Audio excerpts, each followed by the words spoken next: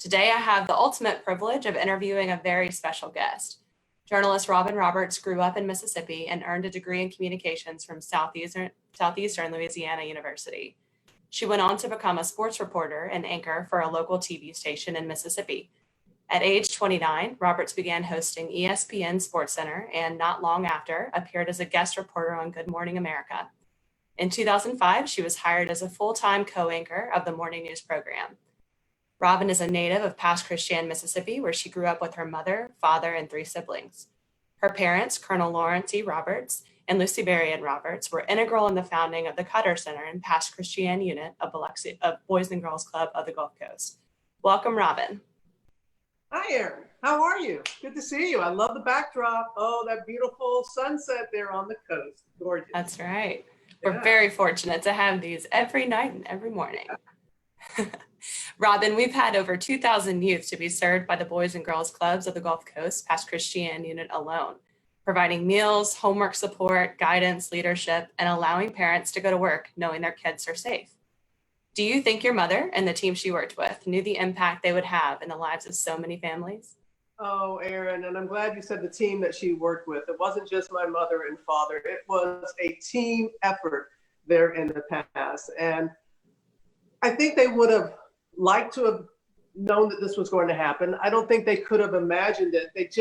They hoped. That's what they did. They hoped that something like this would happen, having the Boys and Girls Club there, having the wonderful opportunities. And I know that they are with us in spirit, many of them, my mother and father in particular, cheering us on from their heavenly balcony. But I know they're very proud. I don't know if they expected this to happen, Erin, but I know that they're very proud that it has happened and how people have carried on the hopes of many who started the Boys and Girls Club there in the past. Thank you. Why is it important for youth to attend the Boys and Girls Clubs? Oh my gosh. I mean, come on, cook me some rice. You heard Condi. Exactly. I've met her, so I can call her Condi. Oh my God. It's an extension of what we have, a fine school system, public school system there on the coast and especially in Pass Christian. It can be an extension of what they're learning in the classroom. Also, we're finding that many programs are being cut in school for budget reasons. And so the Boys and Girls Club is a place for you to express your creative side that maybe you're not able to do in school, and to provide all the different opportunities. And you know what? It's just fun. And it builds leadership. And you hear Denzel Washington. Yeah, I dropped that name too. Denzel Washington, he was a member of the Boys Club. And we've often talked about the influence that it had. So just think of all the boys and girls there on the Gulf Coast and in the past, walking through those doors of the club. And that's why this is so important that we have this event, we have this fundraiser, and make sure that people understand the importance and what it can do. It means everything to have the clubs on the coast. That's right. Opportunities are limitless. Right. And we do have some questions from the kids. So these are going to be really fun. Yeah, these are going to be great. The first one is, when you go out to dinner with your friends, do you split the bill or do you pay? Have you been talking to my friends? That's a good question. I always offer to pay. I love that my friends, sometimes they'll get what we call gator arms. The check comes and they don't really try and reach for it. But I always offer. But I love that many of my friends, they want to split the bill. They know that, yes, I've been afforded an opportunity because of the work that I do. But and that's why I love my friends. They don't look for a handout. But every now and again, they'll pick up the bill when we go to like Pirates Cove.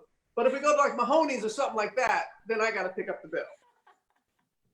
There's nothing better than a po' boy, that's for sure. Nothing. Have you ever been told to change something about yourself? Did you do it, and why? These are really good questions. Yes. The simple answer is yes, and especially as a woman, and as a woman who went into a non-traditional field as a sports reporter, I was asked to change the way I dress. I was asked to change the way my hair. It was too short, too long. There were always, but I always look at it like this. You can ask me to change, but don't ask me to change what's in here. You can ask till the cows come home, but I'm not going to change my heart. I'm not going to change what I believe in. But if you want me to wear, something other than, your favorite color is red. But I also look at who is asking me and why are they asking me to make a change. And, but like I said, I don't mind the outward asking, but it's the stuff, don't ask me to change my character. That's non-negotiable. Great. Have you ever found out that one of your friends betrayed you, and how did you handle it? Oh, you're coming at me. These are tough. You know what? This is twofold, because I remember a time that I thought that a friend betrayed me. And I was in the wrong because the person didn't betray me, but I thought that they had. And so I was talking behind, this is when I was in high school, and I was talking behind their back going, can you believe so-and-so did that to me? And my dear friend, they were hurt by it. And it damaged our friendship for a little bit. And it was my fault because I thought that this person betrayed me, but in essence, I betrayed them. But there have been times, and luckily we were able to rekindle our friendship, and it's never been stronger. There's times when it's hard to answer that because it hurts. And I know the reason why the question has been asked is that you give your trust to somebody, especially a friend, somebody who you think is a friend, and then you find out that they're not, but they're actually doing you a favor because they're proving to you that they're not a real friend. And so it's best to move on. Yeah. Absolutely. How have you seen opportunities change for girls and young ladies since you were a child? I love it. I love seeing the leadership of the Boys and Girls Club, to see the leadership in the front office, if you will, strong women that are there. That might not have happened back in the day. To see, like in my field as a sports reporter, now you see a ton of women doing it. It's great. But when I was coming along, it was unheard of. There are, as you said, endless opportunities, endless possibilities. And the fact that we are nurturing, it used to be the boys club. Now it's a Boys and Girls Club. Way back in the day, it was just the boys club. But now it's a Boys and Girls Club. And I think that is also showing a sign. But you still, young women, we got to do our work. Nothing's going to be handed to us. We don't want it handed to us. But there are great opportunities if you're willing to put yourself in position. Proximity is power. Position yourself for success, for good things. Surround yourself with good people. Be willing to do the work. But there's some great opportunities out there now for women and young girls. That's right. And great segue, because speaking of opportunities, today we have with us two young women who had the opportunity to attend the club your mother founded. Michele DeFreitas, an actress from BET's hit show, The Quad, and Paige Jones, director of Center for Pathway Experiences at the University of Southern Mississippi. Welcome, ladies. Hi, thanks for having me. Thank you. Michele. Michele, tell us, what are you doing now? What impact did the club have on your life? Wow. Well, I mean, what Robin said really spoke true to my experience there. They really focused on teaching us leadership and also an emphasis on getting our homework done. That was always very important. So just not only being good people, but being smart people, educated people. And they would also really cultivate our talents that they would see within us, maybe that we didn't even realize we had. One of my favorite memories was actually when my sister and I were attending, they held a talent show. And my sister had never sung in front of anyone before in her life. And she got up there with her best friend and she sang her heart out, and we have it on VHS to this day. And so we play it and embarrass her in front of all of her friends. But that's when she really discovered her talent that she didn't know. So they see things in us that we didn't even see in ourselves, and they really develop that, which is great. What a wonderful response. And I understand that Hurricane Katrina destroyed the club you grew up in. How did that impact your family? Yes. So the club was a place that I would go, obviously, while my parents were at work, whether it be during the summer or after school. And so when obviously everything was demolished, we had nowhere to go. That safe place that I loved, where I met some of my best friends, where we hung out and had some of our best memories, was gone. And so it was really stressful and a tough time for our family. So when it came back, it was a really good time for us. Wonderful. And Paige, tell us, what are you doing now? What did the club mean to you and your family? So now I'm working as the director for Pathway Experiences at USM in Hattiesburg. So I try to help students find internships and other types of experience to help them gain those professional skills before they go out into the real world. And really that kind of like explains the Boys and Girls Club for me. There are so many experiences that I had. I used to be invited to the steak and steaks that the Boys and Girls Club had. So I learned how to eat a steak. I learned how to hold my silverware. We used to go to do so many different things with my friends. I remember the same talent show that Michele was talking about. And it was a talent show where it used to be me and my friends used to go, and we did 3LW. And I rapped at the end. I had like a little quarter that I flipped out into the crowd, and I learned how to take losses at the Boys and Girls Club because we weren't that good, but it was still so much fun. And, it's something that we weren't able to experience in school, but memories that I had that, I wouldn't been able to get at anywhere else, honestly. Thank you. And I'm sure it was much better than you're making it out to be. I kind of want to see the VHS of that one. I kind of hope that's not. Robin, what does it mean for you to have these ladies? What does it mean for you to have these ladies as representation of your mother's legacy? Oh my gosh. Well, first of all, I remember when Paige was born. She is the daughter of one of my true blues from Pass High, Cheryl. And to see how she has blossomed, and I know that her grandmother, Miss Dorothy Antoine, would be so proud of her. Miss Dorothy was beloved in the town of Pasquotank, and to see Paige and to see how she is it just warms my heart. And Michele, go on with your bad self, Michele. Oh my goodness! I mean, to see this is what this is all about. This is why, and I'm so glad that you are showing people that. And I agree with everything that both of them said, and what Michele said, especially about how make sure they got their homework done. Again. Yes, it was a fun atmosphere, but to see how these two young women have blossomed and have benefited, and it just warms my heart to see them both. And I hadn't seen Paige since she was, about this high, couldn't even look over the counter, and to see the beautiful young woman that she has blossomed into doesn't surprise me at all, knowing her family. I love that. Yeah. All right, well, let's have a little more fun now. We're going to go into a rapid fire question. I'm going to ask you one question and you'll all respond in this order. First with Paige, then Michele, then Robin. So if you want to unmute yourselves and we'll get started. Our first question is, what is your hidden talent? Song association. So any word that somebody says, I bet I can think of a song like immediately. Oh my God, that's so good. Mine's not as good as that. Mine's just dance. I don't know. I've always done it my whole life. Perfect. Oh, okay. Okay. Those are two tough ones to kind of pass up. Angry Birds. Do not try and challenge me. I will take you down.